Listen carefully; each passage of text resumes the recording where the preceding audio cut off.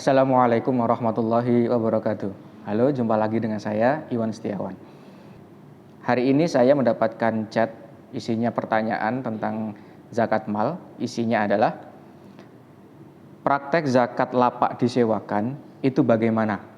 Misal, punya 7 lapak toko yang nilai jualnya 2 miliar. 7 lapak ini disewakan. Per bulan uang masuknya 9 juta. 9 juta itu habis untuk kebutuhan 1 bulan, 2 istri, 6 anak, biaya sekolah, biaya kuliah. Menghitung zakatnya bagaimana? Kalau nggak wajib zakat, dia punya harta senilai 2 miliar. Kalau wajib zakat, diambilkan dari mana? Nah, ketentuan zakat untuk lapak yang disewakan ini adalah ketentuan zakat al-mustaghallat. Bagi yang belum mengetahui zakat al-mustaghallat, bisa melihat video saya yang simulasi antara harta yang tidak diinvestasikan dan harta yang diinvestasikan.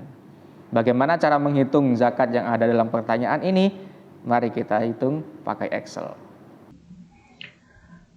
Mengenai ketentuan zakat aset tetap yang disewakan, itu terdapat beberapa pendapat ulama. Yang pertama adalah pendapat jumhur ulama. Jadi di sini saya sudah menyiapkan tabelnya ya, kawan-kawan, supaya memudahkan. Yang pertama adalah pendapat jumhur ulama bahwa aset tetap yang disewakan zakatnya adalah nisab senilai 85 gram emas, kadarnya 2,5%, dan haul 1 tahun. Nah, hasil sewanya tadi adalah setiap bulannya 9 juta rupiah.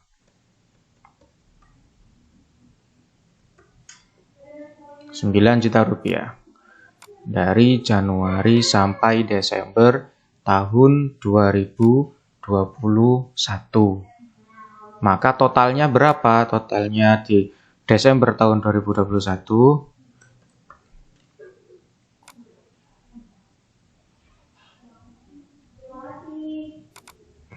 108 juta. Jika 1 gram emas adalah 1 juta, maka nisabnya adalah 85 juta rupiah. Sehingga total 108 juta ini sudah mencapai nisab. Tapi ada syarat haul 1 tahun, sehingga Desember 2021 harus ditunggu sampai ke Desember 2022. Nah, kita asumsikan saja nilainya tetap, tidak ada perubahan. Namanya juga hasil sewa, bukan berdagang. 108 juta zakatnya, maka 2,5% di bulan Desember 2022 itu dikali total akumulasi sewa. 2.700.000 rupiah. Itulah zakatnya yang dibayar. Nah, namun menurut Imam Ahmad, seseorang jika mendapatkan hasil sewa rumahnya senilai dengan nisab, maka ditunaikan pada saat itu juga, tanpa menunggu haul. Nah, kita hitung di 2021 bulan Desember zakatnya adalah 2,5% dikali total. Ya, sama, 2.700.000 rupiah, tapi itu di bulan Desember 2021. Apakah tidak perlu dipotong untuk kebutuhan-kebutuhan sehari-hari? Belum kami menemukan apakah itu harus dipotong terlebih dahulu. Ya. Jika dikiaskan kepada zakat hasil tambang, maka tidak ditemukan juga apakah harus dipotong untuk kebutuhan-kebutuhan terlebih dahulu. Nah, pendapat yang kedua adalah menurut Syekh Al-Qaradawi, Dr. Syauqi Syahata, Dr. Muhammad Syaibani, Syekh Mustafa Zarqa, dan Dr. Rafiq Misra. Nah, kalau diperhatikan nama-nama dari para dokter ini adalah selain pakar syariah, juga mereka pakar ekonomi. Sebutkan nama Dr. Syauqi Syahata. Beliau sangat masyhur sekali. Nah, menurut para masyayikh ini, ketentuan zakat hasil sewa adalah nisabnya senilai 5 wasak beras atau 653 kg. Jika 1 kilonya 10.000, maka nisabnya Rp6.530.000. Kadarnya adalah 5% dari penerimaan dikurangi pajak. Tapi kita asumsikan pajaknya adalah 0, tidak ada atau belum punya NPWP sehingga tidak ada tagihan, tidak ada pelaporan. Tapi untuk memudahkan kita saja sih kita nolkan saja. Kemudian dikurangi depresiasi aset. Karena aset tetap ini tidak seperti tanah pertanian. Kalau tanah pertanian tidak ada penurunan aset, tapi kalau gedung itu ada, sehingga dikurangi depresiasi aset terlebih dahulu. Nah, canggih bukan para masyayikh ini? Kemudian kadarnya 5% karena dikiaskan kepada zakat hasil tani. Ilat keduanya adalah istighlal dari aset tetap. Sama-sama aset tetap yang diistiglalkan. Karena ada pengurangan depresiasi, kita hitung juga. Umur normal aset itu kalau menurut Syekh Yusuf Al-Qaradawi adalah diperkirakan 30 tahun.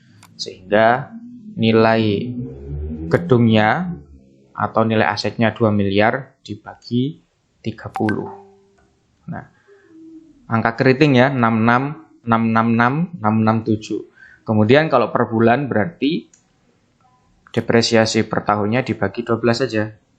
Jadi per bulan ada penurunan nilai 5 juta. Baik, kita masukkan hasil sewanya 9 juta rupiah setiap tahunnya.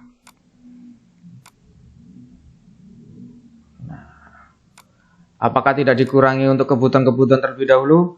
Sekali lagi, kami belum menemukan bahwa zakat hasil tani itu harus dikurangi kebutuhan hidupnya.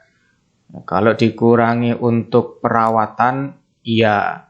Bahkan dikurangi untuk depresiasi asetnya, tapi tidak dikurangi dengan kebutuhan hidup pemiliknya. Kalau dikurangi dengan kebutuhan hidup pemiliknya, itu ada kemungkinan setiap orang itu berbeda-beda. Apalagi jika istrinya 2, anaknya kuliah. Kita hitung zakatnya di akhir tahun. Sama dengan kita total. Nah, dikurangi depresiasi tahunan. 41 juta rupiah mencapai nisab. Ya kan? Karena nisabnya adalah 6.530.000. Berarti zakatnya adalah 5% dari 41 juta. Kita rubah saja rumusnya, dikalikan 5%. 2 juta di akhir tahun. Nah, bagaimana? Apakah boleh dibayarkan setiap bulan? Karena setiap bulan pun melebihi 653 kg beras. Bisa. Berarti hasil sewanya perlu dikurangi terlebih dahulu dengan depresiasi bulanan. Ternyata 3 juta saja. 3.444.444. Sehingga tidak dikenakan zakat jika dihitung dari penerimaan bulanan karena di bawah nisab. Sebenarnya ada pendapat lagi. Yang ketiga adalah dia diperlakukan seperti zakat harta dagang. Jadi nilai asetnya dimasukkan seperti itu. Nah, tidak kami masukkan di sini karena menurut kami pendapat tersebut lemah. Ya, karena kalau perdagangan itu asetnya itu ikut diperjualbelikan, sedangkan kalau al-mustaghallat aset tetapnya itu tidak diperjualbelikan. Sebagaimana para ulama yang mengkiaskan al-mustaghallat kepada hasil tani juga berdalil dengan zakat madu. Kemudian pendapat yang ketiga, Yang keempat, itu dikumpulkan, kemudian dimakan dulu, sisanya baru dikumpulkan lagi bersama uang-uang tabungan.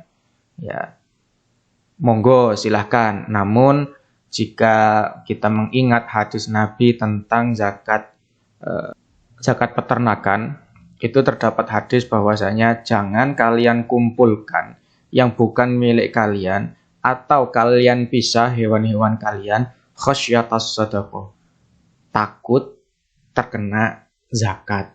Ya, meskipun hadisnya berbicara tentang zakat peternakan, tapi kita perlu mengingat-ingat kalimat terakhir khasyatas sadaqah, takut membayar zakat. Jadi kalau ingin menghitung, saya pribadi merekomendasikan kalau tidak menghitung menurut hitungan jumhur ulama, maka dihitunglah menurut para ulama kontemporer seperti Syekh Yusuf Al-Qaradawi, Dr. Syauqi Sahata, Dr. Muhammad Syaibani, Syekh Mustafa Zarqah, dan Dr. Rafiq Misra. Para sahabat yang ingin membayarkan zakat hasil sewa atau zakat mal lainnya atau bahkan zakat fitrah, silakan saya merekomendasikan untuk membayar ke Lasnas Inisiatif Zakat Indonesia. Bagi Anda yang berada di Jawa Timur, izin hadir perwakilan di kota Surabaya. Jika Anda yang berada di Banten, izin juga hadir di kota Tangerang Selatan. Dan kantor pusat IZI adalah di Jalan Condet Raya nomor 27 Jakarta. Nah, jika sahabat ingin lebih mudah lagi, maka sahabat tinggal scan QR Code yang muncul di layar atau klik tautan yang ada di kolom komentar. Terima kasih. Assalamualaikum warahmatullahi wabarakatuh.